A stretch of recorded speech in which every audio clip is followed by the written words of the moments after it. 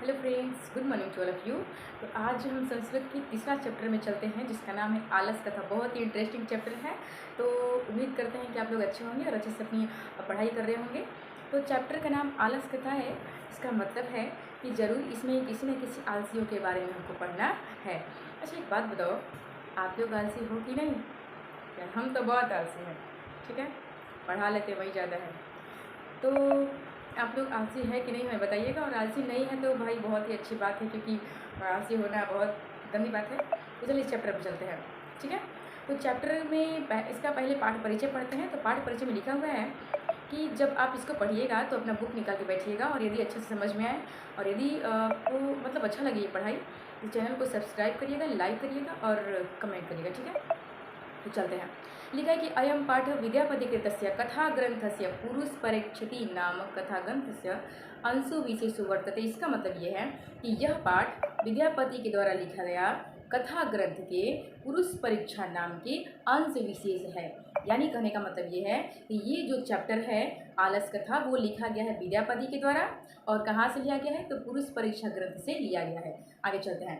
लिखा है कि पुरुष परीक्षा सरल संस्कृत भाषायां कथा रूपेण विभिन्नानां मानव गुणानां महत्व वर्णयति। जो पुरुष परीक्षा है वो मानवों की गुणों का वर्णन करती है और हमारे दोष को दूर करने के लिए उपाय बताती है। तो लिख रहा है कि दोषाणाम च निरकराय शिक्षा उदयति। मत कहने का मतलब है कि हमारे दोष को दूर करने के लिए उपाय बता।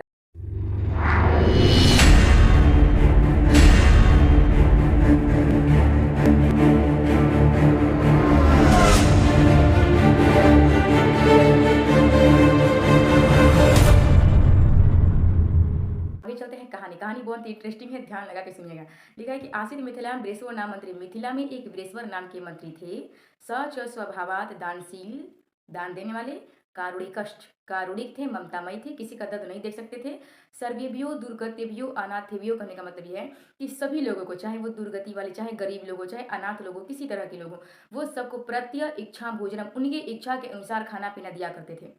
आगे लिख रहा है इतान मध्य आलस्यभ्यो अन्नपवस्त्रेदापयति समा। उनको क्या हुआ? उन्होंने देखा कि जो कुछ नहीं करते हैं, वो बिना खाए पिए ऐसे ही मर रहे हैं, वो कुछ नहीं कर रहे हैं। तो उन्होंने सोचा कि क्यों ना हम इनके लिए भी कुछ करें, क्योंकि वो इतने दयालु थे कि जो कुछ नहीं करता था उसको भी खाना पीना वो देना चाहते थे। वो नहीं चाहते थे कि उनके रहते उनके राज्य में कोई भी भूखे पेटे सोए, सबको देते थे। यहाँ तक कि आलसियों को भी उन्होंने देना शुरू कर दिया।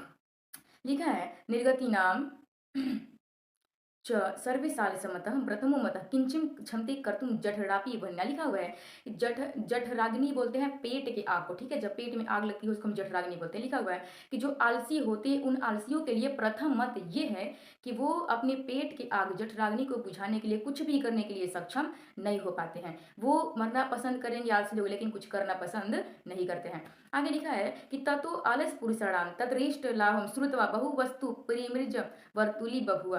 अब हुआ क्या कि ये आलसियों को खाना पीना वस्त्र सब कुछ देने लगे, और धीरे धीरे क्या हुआ कि बहुत सारे लोग आने लगे और इनका खाना पीना वस्त्र सब लेने लगे। स्थिति सौकर्य मूला ही सर्वेशामपि संहते सजातीनाम सुखम दृष्टवा की न धावंती जंतु। कहने का मतलब ये है कि अपने जातियों के सुख को देखकर कौन जंतुओं की तरह नहीं दौड़ पड़ता है।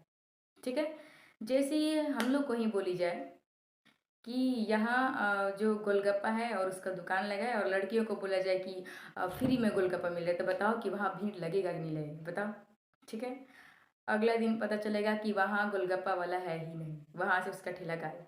ठीक है, यानी कहने का मतलब ये है कि अपने जाति के, अपने कैटेगरी के सुख को देके सभी लोग जंतुओं की तरह दौड़ पड़ते हैं कि हम भी उसको ले लें, हम भी उसको ले लें। तो इसमें क्या हुआ कि पश्चात अलसनाम सुखम दृष्टवा धूर्तापि कृत्रिम आलस्य दर्शित्वा भोजनम गृह्णाति। अब हुआ क्या कि जब गांव जवार में हल्ला होने लगा कि एक मिथिला के मंत्री हैं वीरेश्वर, जो कि जो कुछ नहीं करता उसको भी खाना पीना पैसा सब कुछ देते हैं। तो जो काम करता वो भी सोचा कि साला काम क्यों करा जाए, सब कुछ ऐसे ही मिल रहा है। तो धीरे धीरे क्या हुआ कि जो काम करने वाले आदमी थे वो भी हाथ टेढ़ा मुंह टेढ़ा लू लंगड़ा लंगड़ा, मतलब इस तरह से बन बन के और धन दौलत पैसा कौड़ी लेने के लिए वहां पे जाने लगे। लिख रहा है कि तदंतर मलसालयाम बहुद्रव्यम दृष्टवा तनियोगी पुरुष परामृष्टम। अब क्या हुआ कि भाई साहब धीरे धीरे जो धन कोष था वो खाली होने लगा, क्योंकि आमदनी जितनी आती थी उससे कहीं ज़्यादा खर्च हो जाती थी। क्योंकि बहुत सारे लोग बढ़ रहे थे धीरे धीरे ना कि हम काम नहीं करेंगे, हम आलसी है, हम ये है वो है, सब लोग वहाँ पे जुट गए थे। अब क्या हुआ कि तनयोगी पुरुष बोलते हैं जो धन कोष की रक्षा करते हैं। राजा के पास बहुत सारे काम होते हैं, तो वो धन कोष की रक्षा करेंगे नहीं, तो वो बहुत सारे लोग रखे होते हैं, तो उसका हम बोले हैं तनयोगी पुरुष। ठीक है। अब तनयोगी पुरुषों ने आपस में विचार किया कि भाई जो हमारे राजा साहब है वो तो अच्छा काम कर रहे हैं, मतलब किसी को भूखा नहीं देख सकते हैं, इसलिए ऐसा काम कर रहे हैं।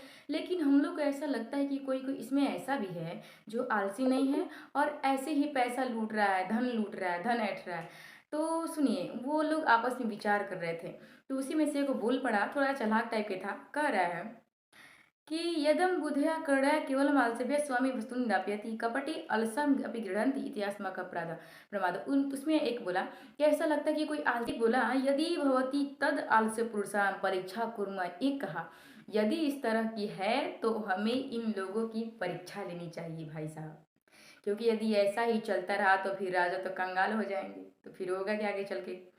तो लिख रहा है इति परामृश्य प्रसुप्तेषु आलस्यायां तनयोगी पुरुषभन्यम दापयति निरूपमासु। कहने का मतलब ये है कि क्या हुआ कि तनयोगी पुरुष ने काफी धाकड़ उसका इलाज निकाला, और क्या हुआ कि जब आलसशाला में सब लोग सो रहे थे, सब आलसी, तो इन्होंने धीरे से चिंगारी मार के और डाल दिया, आग लगा दिया, पूरा आग लगा दिया उसमें। लिखा है ततो गृह लग्नम प्रवृद्धमग्निम दृष्टवा धूर्ता सर्वे पलायिता। और घर में आग लगा हुआ देख के जितने लोग कपटी थे, जितने लोग झूठ बोल रहे थे कि मेरा ये है वो है, इस तरह से उस तरह से, वो सब लोग अपनी जान बचा के भागने लगे, क्योंकि वो लोग के दिमाग में एक बातें चल रही थी, वो लोग क्या पता कि पहचानने के लिए लगाए गए हैं कि जान बची तो लाखों पाए, जान रहेगा तो बहुत पैसा कमाएंगे। अब हुआ कि जितने भी धूर्त लोग थे, जितने कपटी लोग थे, जितने झूठ बोलने वाले थे, सब लोग भाग गए आग देख के। पश्चादी अलसा अभी सब लोग भागे धीरे धीरे। चतवार पुरुषा तत्र सुप्ता परस्परम आलापयंती, उसमें से भी महान थे 4 लोग जो कि अभी भी उसमें सोए थे, और भी पता था क्या आग लगाए, लेकिन वो लोग भाग नहीं रहे थे, उसी में सोए थे और आपस में आलाप कर रहे थे, बतिया रहे थे। ठीक है, क्या बतिया रहे सुनिए। लिख रहे हैं कि एकेन वस्त्र वृत मुखोन्तम अहो कथमयम कोलाहलम। पहला बोलता है, मुंह पर से बिना चादर हटाए बोलता है, अरे कैसा शोरगुल हो रहा है। ठीक है, पहला क्या बोला, कैसा शोरगुल हो रहा है। दूसरा क्या बोलता है सुनिए, तकरियते यदस्मिन गृह लग्नो अस्ति, ऐसा लगता है कि घर में आग लगा हुआ है। ठीक है, अभी सोच रहा है मन में, पहला बोल रहा है ये कैसा शोरगुल हो रहा है, हल्ला सुनाई दे रहा है। दूसरा बोल रहा है अरे ऐसा लग रहा है कि हम जिस घर में उसमें आग लगा हुआ है। तीसरा बोलता है कि कोपी तथा धार्मिको नास्ति यम इदानीम जला वर्षो भी कटाय वर्षो भी प्राविडोती। क्या राज्य में खाना देने के लिए, पानी देने के लिए, सब कुछ करने के लिए आदमी है, क्या ऐसा कोई धार्मिक व्यक्ति नहीं है, सब लोग मर गया है, धार्मिक कोई धार्मिक नहीं है जो आग लगा है तो इस पे पानी डाल दे या हम लोगों पे कंबल डाल दे और हम लोगों को बचाए। क्या ऐसा कोई नहीं इस धरती में, सब इंसानियत मिट गई है। चौथा बोलता है सुनिए, अरे वाचाल कितना बोलते हो तुम लोग, कति वचनानि वक्तुम शक्नुत। अरे वाचाल, अरे पगले तुम लोग कितना बोलते हो, तुसड़िम कथम तिष्ठत। अरे जो होगा वो देखा जाएगा, घर हम लोग का थोड़ी ना है, जिसका जलेगा उसका जलेगा, जो होगा देखा जाएगा, चुपचाप आराम से सोने दो, बकवास बंद करो। ठीक है, चौथा का ततश्चतुर्णापि तेषामेव परस्परमालपं श्रुत्वा वह्नि च प्रहृद उपरि परिष्यन्तं दृष्ट्वा नियोगी पुरुष वर्धभयेन चतुर्चत्वारो आलस्या केशे वा कृष्य गृहात् बहिष्कृता। ऐसे ही उन तनियोगी पुरुष वो बाहर से जो खिड़की था उसमें सब नज़ारा देख रहे थे कि यार अंदर हो क्या रहा है, क्या फीलिंग, क्या सीन चल रहा है, धाकड़ एकदम।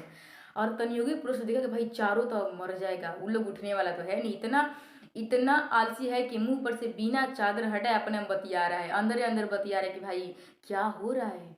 दूसरा करने लग रहा है आग लगा है, तीसरा करे क्या कोई धार्मिक नहीं है जो हमें बचाए। चौथा कर रहे बाचाल चुपचाप रह ना, आराम से सूते दे, क्या बकवास कर रहा है, जिसका होगा वो बचाएगा। ठीक है, अब क्या हुआ कि तनियोगी पुरुष ने भाई सब मर जाएगा, हम लोग पे कलंक लग जाएगा, तो उन्होंने क्या किया, अंदर गया। ठीक है, और इतना वो लोग खा पी के मोटा गया था कि टंगा नहीं रहा था, तो चुरकी पकड़े और घसीटते हुए बाहर की ओर निकाल दिए। बल वो न छिलवाता था, खाता था, सूज जाता था। अब क्या हुआ, चारों को बाहर निकाला। और एक बात सुनिए, आपको विश्वास नहीं होगा, उन चारों को अंत में पुरस्कार भी दिया गया। क्यों दिया गया पता है, क्योंकि वो चारों सच बोल रहे थे, ये हम लोग आलसी हैं, झूठ नहीं बोल रहे थे। आगे सुनिए, लिखा है इसमें, इस पार्ट से आपको कुछ सीख मिलती है। पहला तो ये कि आपको आलस नहीं करना चाहिए, क्योंकि आलस से हमारी जान जा सकती है और कई प्रकार के हमें खतरे हो सकते हैं। दूसरा सीख मिलती है कि पतिरेव गति स्त्रीणाम, स्त्रियों की गति के लिए पति होते हैं। स्त्री संसार में कितनी भी क्वालिफाइड, कितनी भी मतलब तेज तरार क्यों ना हो जाए, संसार में जीने के लिए, संसार में रहने के लिए उसे उसके हस्बैंड, उसके पति की जरूरत जरूर होती है। उसे एक इंसान की, एक आदमी की जरूरत होती है। दूसरा बालनाम गति जननी, और जो बच्चे होते हैं, बच्चों की गति के लिए उसकी माँ होती है। किसी भी बच्चे को कोई दूसरा कितना भी प्यार दे दे, कितना भी मतलब अच्छे से पाल ले, लेकिन एक माँ ही है जो अपने बच्चे को उतना प्यार दे सकती है जितना उसे चाहिए। ठीक है, तो स्त्रियों की गति के लिए उसके पति होते हैं, बच्चों की गति के लिए उसकी माँ होती है। और लिखा गया है कि आलसियों की गति के लिए भाई साहब दयावान लोगों के अलावा कोई भी नहीं होता है। यदि दयावान लोग नहीं होंगे तो आलसी लोग खैले पियले बिना मर जाएंगे। तो भाई साहब आप लोग पहले वाले ज़माने में नहीं है, यहाँ पे आपको मेहनत करना पड़ेगा, बिना मेहनत कुछ भी मिलने वाला नहीं है। लिखा है कि चारों को अंत में बहुत सारा पुरस्कार दिया गया, क्योंकि भाई साहब वो सच बोल रहे थे। और ये चैप्टर पूरी तरह से खत्म। ठीक है, तो इस चैप्टर में आपको बहुत ही मज़ा आया होगा, और यदि अच्छा लगा होगा तो इस चैनल को लाइक करें, सब्सक्राइब करें और कमेंट करें। अपनी फ्रेंड्स में जो 9th में, 10th में, 11th में, 12th में पढ़ने वाले हैं उनको शेयर करें, क्योंकि इस चैनल पे 9th, 10th, 11th, 12th सबकी पढ़ाई होती है। ठीक है, तो ये जो चैप्टर हम पढ़ा दिए उसमें से कुछ हम क्वेश्चन पूछते हैं, यदि आपको आंसर आ रहा होगा तो कमेंट में हमको आंसर बताइएगा। तो पहला क्वेश्चन ये है कि आलस कथा के लेखक कौन है। ठीक है, दूसरा क्वेश्चन ये है कि वास्तव में कितने लोग सोए थे अभी तक। तीसरा क्वेश्चन ये है कि स्त्रियों की गति के लिए कौन होती है। चौथा क्वेश्चन ये है कि बच्चों की गति के लिए कौन होता है। पांचवा क्वेश्चन ये है कि मिथिला के मंत्री कौन थे। ठीक है, तब तक के लिए bye, take care, good night. Like, subscribe, comment करते रहिए। मिलते हैं अगले एपिसोड में।